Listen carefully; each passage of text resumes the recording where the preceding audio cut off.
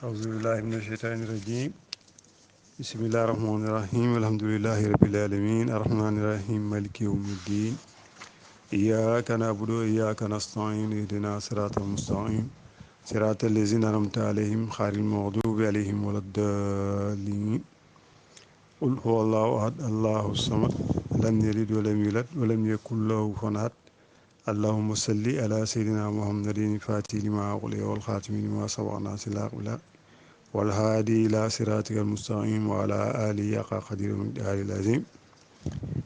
Nous allons vous entretenir cette fois-ci de l'histoire de Corée, qu'on appelle Qarun, qui était multimilliardaire du temps de Moïse, comme on dit maintenant. Bon, bismillah ar-Rahman ar-Rahim. Il est dit dans le Coran, verset 76, sourate 28, Qarun était du peuple de Moïse. En effet, tous les savants sont d'accord que Qarun suivait Moïse et qu'il était de sa religion. Mais il était injuste envers eux. C'est-à-dire, il leur faisait opposition et ne suivait pas la religion de Moïse et il la renia. Il était cousin de Moïse. Moïse était fils d'Amram, fils d'Izar, fils de Kat, fils de Lévi, fils de Jacob. Et Qarun, fils de Kat, fils de Lévi, fils de Jacob. Quelques savants placent l'histoire de l'apostasie de Qarun après Moïse et après Josué, lorsque Caleb, fils de Jephoné, ramena les enfants d'Israël de la Syrie en Égypte, après la mort de Josué. Il est dit dans le Coran, lorsque le peuple lui disait « Ne te glorifie pas de tes richesses », etc. C'est donc le peuple qui tient ce discours et qui l'exhorta. Si Moïse ou Josué ou un autre prophète d'entre les enfants d'Israël l'avaient tenu, ce sont eux qui l'auraient exhorté. Voici la preuve. Lorsque Josué et les prophètes des enfants d'Israël furent morts, il resta des savants qui exhortaient le peuple. Lorsque Qarun n'accepta pas leur exhortation, Dieu l'engloutit dans la terre. D'après un autre récit, Qarun vivait du temps de Moïse. Lorsque Moïse revint de la révélation, qu'il y réduit en poussière le veau que le peuple avait adoré et qu'il eut ramené les enfants d'Israël en Égypte, Qarun rassembla de grandes richesses et devint apostat, et par la prière de Moïse, il fut englouti dans la terre. La cause de son apostasie était qu'il ne voulait pas donner l'aumône. Or, dans la loi du Pentateuque, l'aumône était obligatoire. Moïse et avec lui les savants du peuple l'exhortaient en disant « Ne te glorifie pas, car Dieu n'aime pas ceux qui se glorifient. Ne te réjouis pas dans ce monde, car Dieu n'aime pas ceux qui se réjouissent dans ce monde. Obtiens avec ce que Dieu t'a donné le séjour de l'autre monde, c'est-à-dire donne le monde. N'oublie pas la part qui t'a été imposée dans ce monde et fais le bien, comme Dieu a fait le bien envers toi, c'est-à-dire donne le monde aux pauvres.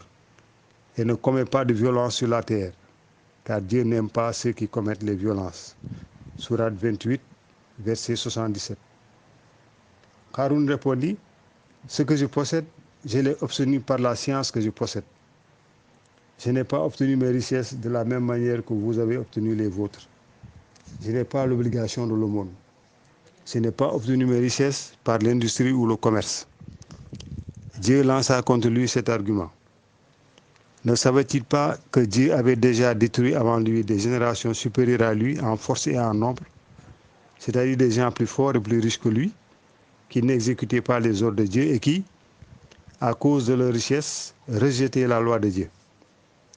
Et on ne demandait pas à ces pécheurs quels étaient leurs crimes. C'est-à-dire, dans chaque époque, les pécheurs sont punis pour leurs propres crimes et point pour les crimes de leurs prédécesseurs. Et on ne leur en demande pas compte. Dans cet ouvrage, il n'est pas dit de quelle manière Al-Qarun avait acquis ses richesses. On l'apprend par les commentaires, dans l'explication de ce verset. Ce que je possède, je l'ai obtenu par ma propre science. Or, Qarun était orfèvre, et Moïse l'honorait beaucoup, car il était son cousin, est le plus bel homme entre tous les enfants d'Israël. Il exécutait les ordres de Moïse. Moïse l'honora et le tint auprès de lui. Lorsque Moïse revint de la révélation et que son peuple ayant adoré le veau, il voulut brûler ce veau et le réduire en poussière, afin que les hommes reconnussent que si ce veau était Dieu, le feu n'aurait pas d'action sur lui. Alors il dit à Haroun, brûle ce veau. Or l'or n'avait jamais été brûlé. Moïse adressa une prière à Dieu. Dieu lui montra la pierre philosophale dont on fait de l'or. C'est une herbe d'une qualité telle que, si on la mêle à d'autres substances et qu'on la jette sur de l'argent, elle produit de l'or. Et si on la jette seule, non mêlée à d'autres substances sur l'or, elle le brûle par la force qui est en elle. Cette herbe se trouvait en grande quantité sur le bord de la mer, mais personne ne l'avait connue et ne l'avait vue auparavant. Et même aujourd'hui, personne ne connaît la pierre philosophale, car Moïse l'a pris à Haroun seul et à nul autre. Haroun prit cette herbe et dit à Moïse, montre-moi aussi les autres substances. Moïse les lui montra. Haroun en fit de l'or et apprit l'alchimie. Ensuite, il mit le veau dans le feu, il jeta l'herbe séchée et dissoute et brûla le veau. Puis, lorsque Moïse ramena les enfants d'Israël en Égypte, Haroun prit une grande quantité de cette herbe avec lui et s'en fit beaucoup d'or, et ses grandes richesses apparurent. Moïse connaissait leur origine, mais les enfants d'Israël ne la connaissaient pas. Il rassembla donc de grandes richesses, et tout ce qu'il lui fallait, il l'achetait. Il se procura 4000 serviteurs à cheval, couverts de beaux vêtements et d'ornements d'or. Il avait des jardins, des palais et des pavillons qu'il remplit de toutes les choses précieuses.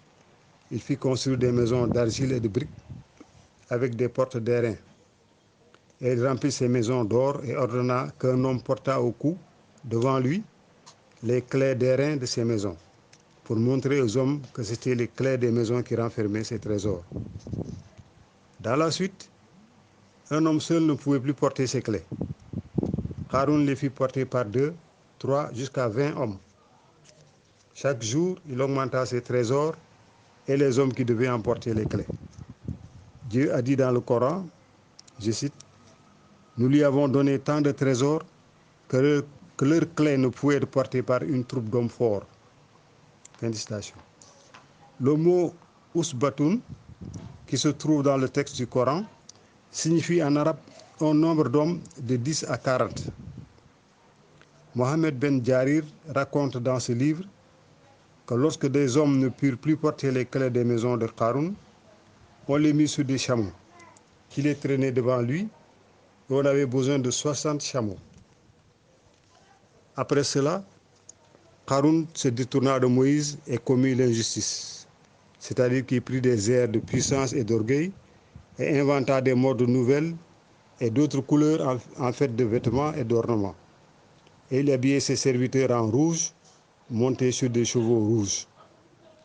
Il accepta aussi des modes nouvelles pour ses repas. Alors Dieu ordonna à Moïse de demander à Haroun de donner l'aumône. Haroun ne le fit pas. Moïse lui proposa un accord. Pour que de 1000 dirhams, il donna aux pauvres 1 dirham. Et de 1000 dinars, 1 dinar. Mais Haroun ne les donna pas. Chaque jour, ses richesses augmentaient. Et il figurait avec des ornements tels qu'aucun pharaon et aucun empereur n'en avait mis dans ce monde, comme il est dit dans le Coran.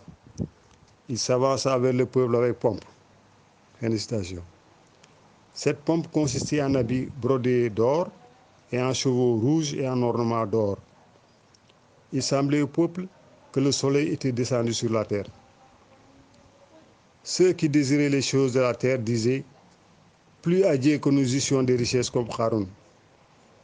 Il a une grande fortune. » Mais les gens sensés disaient « Malheur à vous, la récompense de Dieu est préférable pour celui qui croit et fait le bien, etc. » Sourate 28, verset 80. Cet état des choses de Haroun dura 10 ans. Lorsque son destin fut accompli, il voulut rabaisser Moïse aux yeux des enfants d'Israël, afin de les détourner de sa religion et pour se mettre à leur tête. Moïse l'engagea de nouveau à donner l'aumône, mais il ne le fit pas. Il y avait parmi les enfants d'Israël une femme prostituée. Haroun lui donna beaucoup d'argent et lui dit, « Je vais réunir les enfants d'Israël et faire venir également Moïse. Dis devant eux que Moïse t'a attiré dans une maison et qu'il a eu commerce avec toi. » Cette femme y consentit et Haroun la garda avec ses femmes. Puis il prépara un grand festin et invita les grands et les chefs des enfants d'Israël. Après le repas, il leur dit, « Vous savez que j'ai été comme vous soumis à Moïse, aussi longtemps qu'il a suivi le droit chemin. Mais maintenant, il a quitté le droit chemin. Interrogez cette femme prostituée. Elle vous dira que Moïse l'a prise et l'a conduite dans une maison et qu'il a eu commerce avec elle. À présent, je vais faire appeler Moïse pour qu'elle le dise en sa présence. » Il envoya quelqu'un pour appeler Moïse. Moïse croyait que Haroun avait l'intention de revenir à Dieu et il alla dans sa maison. Lorsqu'il se fut assis, Haroun lui dit, « Ô Moïse, quel est l'ordre de Dieu relativement à celui qui a commis la fornication? Quelle est la prescription du Pentateuque à cet égard? » Moïse dit, « Si cet homme n'est pas marié, sa punition sera la prison. Mais s'il est marié et qu'il a agi par passion, vous devez le lapider. » Haroun dit, « Cette loi s'applique-t-elle sans exception de personne? » Moïse répondit, « Certes, quand même ce serait toi-même ou bien moi. » Haroun dit, « Alors, ô Moïse, il faut te tuer, car cette femme, qui est connue parmi les enfants d'Israël, est venue vers moi en disant que tu l'as saisie avec violence et que tu as eu commerce avec elle. Si tu veux, je vais l'appeler afin qu'elle le dise en ta présence. » Moïse dit, « Appelle-la. » Haroun la fit venir de la maison, la plaça en présence de tout le peuple et lui dit, « Dis devant cette assemblée ce qui a eu lieu entre toi et Moïse, sans crainte. » Cette femme avait l'intention de dire que Moïse avait eu commerce avec elle, mais Dieu changea sa parole dans sa bouche et elle dit, « Ô enfants d'Israël, sachez que Haroun m'a donné de l'argent en m'ordonnant de dire que Moïse a eu commerce avec moi. Mais qu'à Dieu ne plaise que Moïse, le prophète de Dieu, commette la fornication. » L'affliction fit venir les larmes aux yeux de Moïse. Mais il les cacha, se leva et sortit. Haroun resta confondu. Il est dit dans le Coran, je cite, « Ô vous qui croyez, ne ressemblez pas à ceux qui offensèrent Moïse, car Dieu l'a acquitté de ce qu'ils avaient dit. » Sourate 33, verset 69. Puis Moïse se mit en adoration et en prière et pleura beaucoup. Dieu lui dit, « J'ai mis la terre à ton ordre. Ordonne-lui ce que tu voudras. »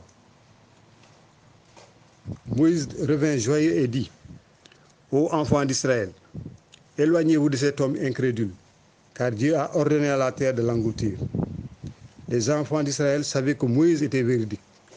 Tous abandonnèrent Haroun et s'en éloignèrent. Mais lui, par orgueil, ne se tourna pas vers Moïse, ne le regarda pas et ne se leva point. Moïse dit, « Ô toi, terre, saisis-le. » La terre s'ouvrit au-dessous de Haroun.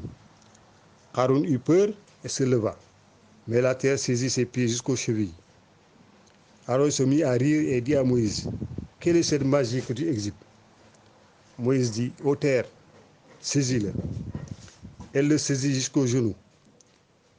Haroun dit, « Ô Moïse, ordonne à la terre qu'elle me délivre, afin que j'accomplisse ta volonté. » Moïse dit, « Ô terre, saisis-le. » Elle le saisit jusqu'au milieu du corps.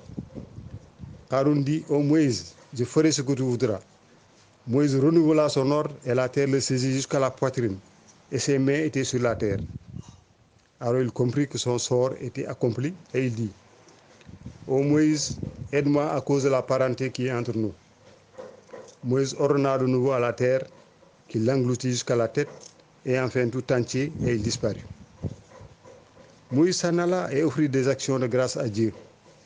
Dieu lui dit, mon serviteur t'a imploré tant de fois et tu ne l'as pas secouru. Moïse dit, ô Seigneur, j'ai voulu qu'il s'adressât à toi.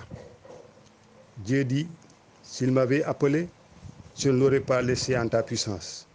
Mais à cause de ce que tu as fait, je me suis imposé la loi qu'après toi, je ne soumettrai plus la terre aux ordres qu'un homme. On raconte que la terre avait englouti avec Haroun les 70 hommes qui l'avaient suivi et qui étaient devenus apostats. Chacun d'eux est englouti jusqu'au jour de la résurrection, puis ils seront envoyés en enfer. Ensuite, plusieurs d'entre les enfants d'Israël dirent, Moïse a fait engloutir Haroun pour s'emparer de ses trésors. Alors Dieu, sur la prière de Moïse, fit engloutir également tous les trésors de Haroun, comme il est dit dans le Coran. Nous avons ordonné à la terre de l'engloutir, lui et son palais, etc. Sourate 28, verset 81 suivant. Ainsi finit l'histoire de Haroun et de Moïse. Alhamdulillah. Alhamdulillah. Présenté-vous.